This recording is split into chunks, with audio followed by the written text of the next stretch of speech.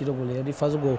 Mas ele optou por... Aí o Dudu, ó, chutou, o goleiro pegou. Porque o Dudu não consegue marcar o que tá ali, né? O Dudu não fez nenhum gol no Campeonato Brasileiro ainda. Ele é elogiado pelo Felipão, ele reconhecidamente joga bem. O Dudu tem uma... Aí o gol do Lucas, ó, perdeu. Essa jogada aí. Essa jogada aí, se ele chuta com o pé esquerdo, ele... Agora, esse jogador é um jogador que tem um potencial. O Lucas Coelho, né? É. E Lucas o Dudu, Coelho, eu vou te dar a condição do Lucas Fala Coelho. dos dois já, do Dudu e do Lucas Coelho. Ficou pendente o Dudu. O Dudu é um jogador que ele tem uma disciplina tática muito grande, muito grande. Ele é elogiado a todo momento pelo Felipe, da disciplina tática dele dentro de campo. Ele é um jogador que, a um certo momento, ele é agressivo, ele recompõe, ele ajuda o meio de campo, ele ajuda o lateral. Então, ele é muito importante. E o Filipão, a todo momento, a gente conversa com o Dudu que ele não consegue fazer gol. Agora, o Filipão tem trabalhado bastante com o Dudu. O Dudu é um jogador de 22 anos.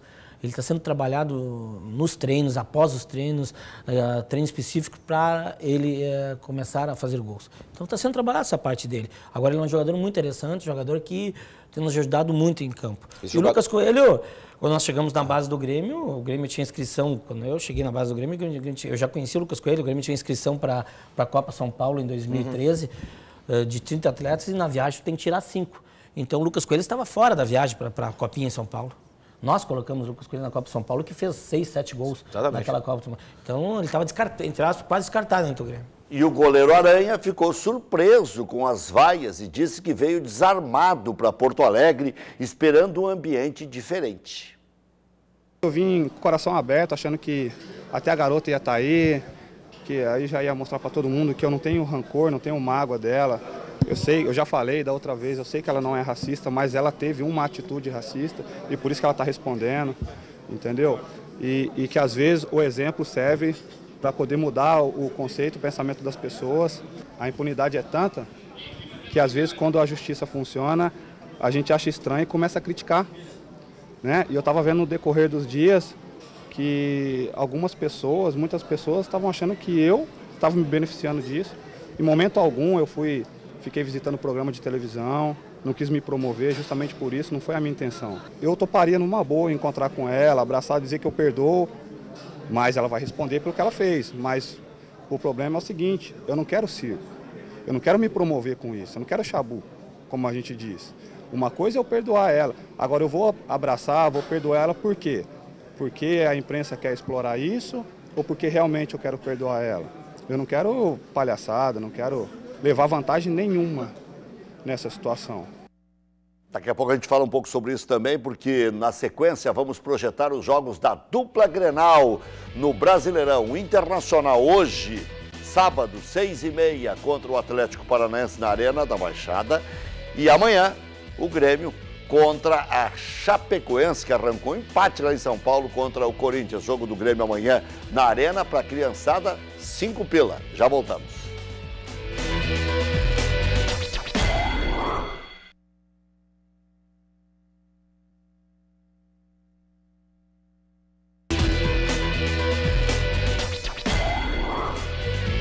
Estamos de volta com o preliminar a imagem do futebol aqui na tela da Bandeirantes, todos os sábados, 11 da manhã, hein? Conosco no programa Marcos Quitolino, assessor de futebol do Grêmio, narrador Daniel Oliveira, repórter Gonçalo Cirne Lima, ambos da Rádio Bandeirantes AM 640.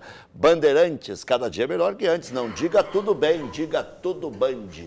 E o Inter joga neste sábado, 6h30 da tarde ou da noite, como queiram, contra o Atlético Paranaense, na Arena da Baixada, em Curitiba. Contra o Atlético Paranaense, em Curitiba, contra o Atlético Paranaense.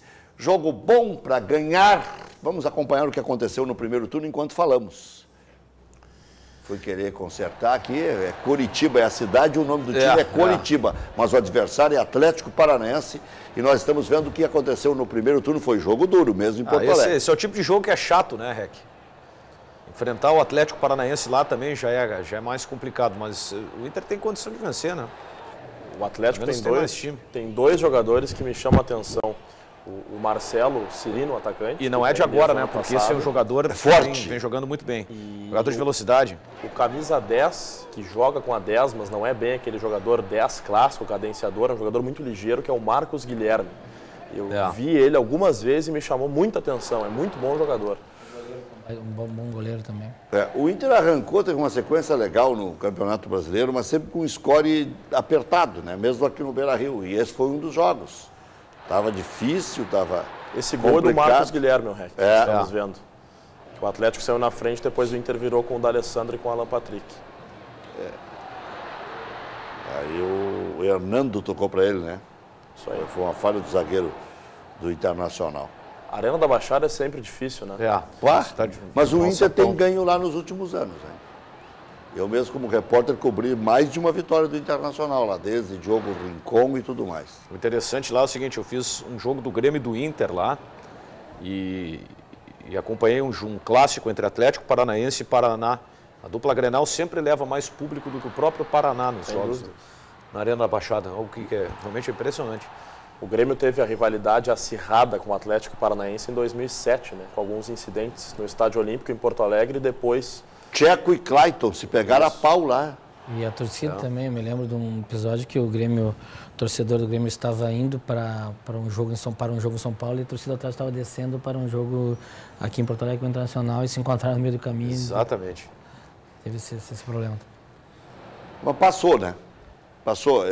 Isso é sazonal, né? São fases, quando os times disputam muitas coisas próximas, seguidamente, aí tu cria uma rivalidade maior, entendeu? Como o Grêmio e Palmeiras, na época do 90 e tantos, o Grêmio e Palmeiras... Aí nós entrávamos nesse fogo cruzado, até a imprensa. Era um horror.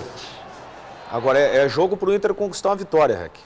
É jogo para conquistar uma vitória, mas vai ter que jogar um pouco mais do que o Inter está jogando. O Inter empatando não pode ser superado pelo Grêmio. Se o Inter perder e o Grêmio ganhar, o Internacional vai ser superado pelo Grêmio.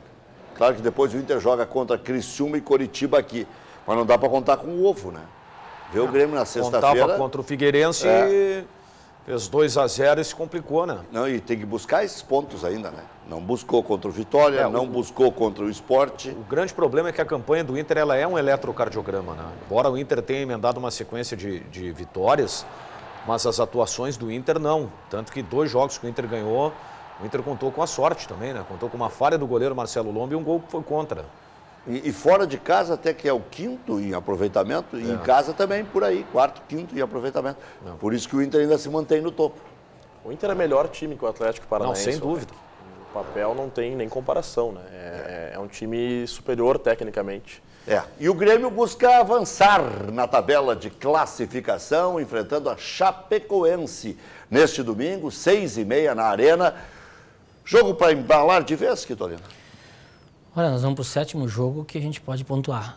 Vamos vendo as imagens do Isso é importante. Primeiro turno, gols do Barcos, né? Tu pontuando 7 jogos seguidos, tu tem esperança de chegar lá na frente. Agora, é um jogo que esse jogo lá em Chapecó, quando estivemos lá, foi um jogo muito difícil.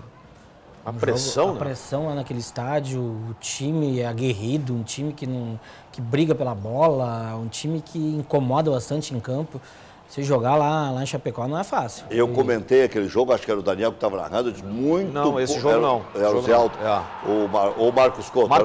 Marcos Couto. Eu disse, muito pouca gente vai ganhar, tem que valorizar, e eu estava certo. E eu falei na mesma linguagem na entrevista coletiva que dei no final do jogo, eu digo, muitos times irão perder pontos aqui em Chapecó, eu disse, naquela coletiva. O clima é difícil jogar lá, é difícil.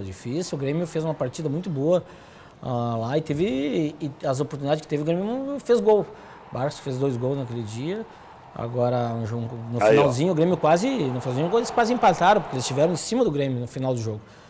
Sei que é um jogo difícil. E agora, com a situação do Chapecó, com a troca de treinador, o Jorginho assumindo e fazendo o jogo ontem, eu vi parte do jogo na dentro do vestiário, antes do jogo do Grêmio ontem. O Chapecó incomodou o Corinthians ontem lá em São Paulo. Então, Fábio Santos tirou uma bola em cima da linha, né? No final do jogo. A Chapecoense livre na pequena área, o Fábio Santos tirou em cima da linha. Depois, no final do jogo, tirou em cima da linha. Podia até ter vencido o jogo.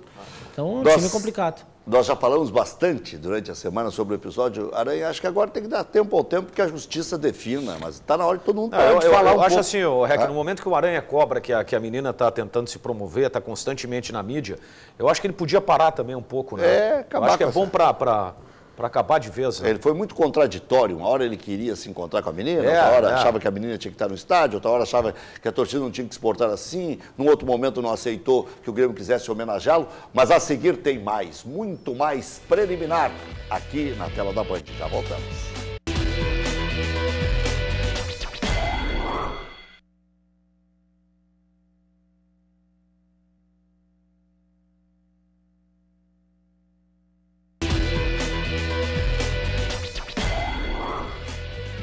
Voltamos com o preliminar, a imagem do futebol, todos os sábados às 11 da manhã, aqui na tela do Timaço da Bandeirantes, com Marcos Quitolina, diretor de futebol do Grêmio, Daniel Oliveira, narrador da Band AM, Gonçalo Cirne Lima, repórter da Rádio Bandeirantes AM 640. Bom, voltou o Nilmar, né? Contrato de 3 anos, vamos vendo imagens e falando a respeito dessa contratação feita pelo Internacional. Eu acho que o presidente Giovanni Luiz mostrou que não está preocupado só com ele mesmo, né? Está preocupado também com o clube, vai deixar o Nilmar aí para a próxima administração. Né? O seguinte, o Rec, depende muito do valor também de luvas. Agora, o presidente Giovanni Luiz, ele poderia ter dado uma tacada sem pensar na próxima gestão e ele pensou também na questão da instituição. Se bem que o Nilmar não é um jogador muito barato, né?